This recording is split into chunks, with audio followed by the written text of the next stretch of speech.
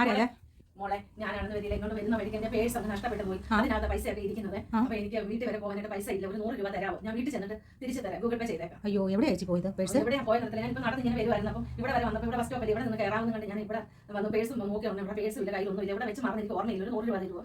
അതെ ചേച്ചി തരാം കേട്ടോ.